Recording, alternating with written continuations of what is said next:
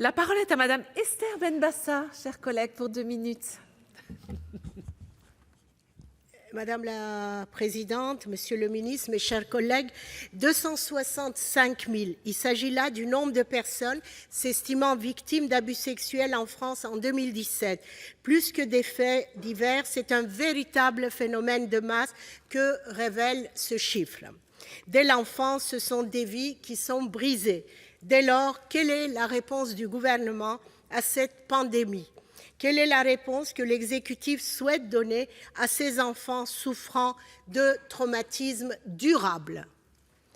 C'est afin de répondre à ces attentes que le Sénat s'est saisi de cette thématique par le biais de cette mission d'information.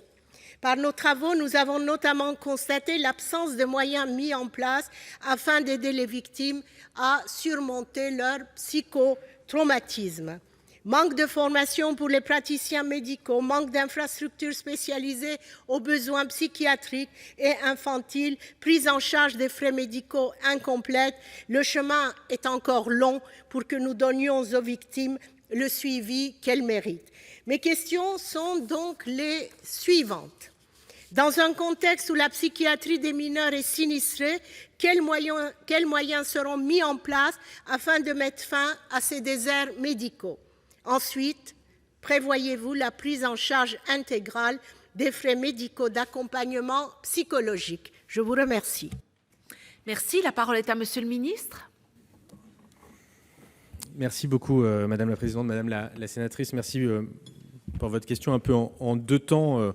Qu'est-ce que le gouvernement compte faire? Et puis la question surtout de la prise en charge du psychotrauma. Qu'est-ce que l'on compte faire? Le plan, très brièvement, pour répondre plutôt d'abord sur la deuxième partie de la question, le plan de lutte contre les violences que nous présenterons en novembre, et puis toute une approche en prévention, parce que je pense que protéger les enfants passe parfois par mieux accompagner les parents dans leur projet d'être parents. Et c'est notamment tout ce qui a trait aux 1000 premiers jours de la vie de l'enfant, projet qui était évoqué par la rapporteure tout à l'heure.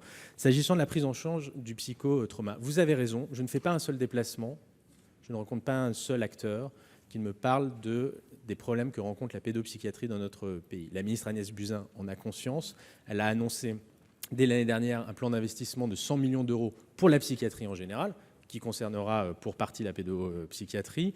Il s'agit tout simplement de reconstituer une filière, Madame la sénatrice. On sait que ça prend un peu de temps, ça va prendre 5-6 ans.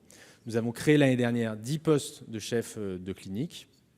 Nous en créons encore 10 cette année, sauf erreur. Et dans l'intermédiaire, nous créons des équipes mobiles afin de pouvoir accompagner les enfants victimes. Vous le savez par ailleurs probablement, le président de la République a aussi annoncé la création de 10 centres de prise en charge traumatique au sein des territoires qui commencent à déployer leur action auprès des personnes victimes de violences.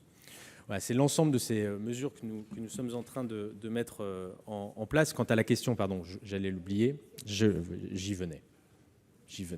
La question de l'extension aux soins psychologiques, c'est une proposition qui doit être expertisée, tant dans son coût, vous en doutez, que dans sa mise en œuvre, en termes notamment de procédures d'orientation, de formation et de coordination des professionnels, qui est une vraie raison. Il y a aujourd'hui une expérimentation qui existe, que vous connaissez peut-être, qui s'appelle « Écoutez-moi », qui est mise en œuvre pour une durée de 3 ans, avec un suivi national interministériel, ainsi qu'une évaluation prévue avant généralisation éventuelle, si tant est que le modèle s'avère pertinent. Voilà, j'espère avoir répondu à vos 2 questions, Madame la sénatrice. Merci. Madame la sénatrice, vous disposez de 1 minute pour une réplique à Monsieur le ministre. Monsieur le ministre, vous n'avez pas répondu à ma 2e question. Prévoyez-vous la prise en charge intégrale des frais médicaux d'accompagnement psychologique? Alors, j'aimerais bien que vous répondiez.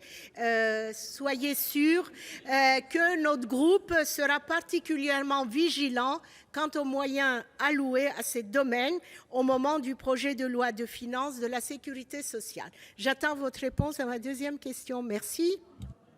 Je ne vais malheureusement pas pouvoir donner la parole à Monsieur le ministre, celui-ci ayant épuisé complètement son temps de parole. Très bien.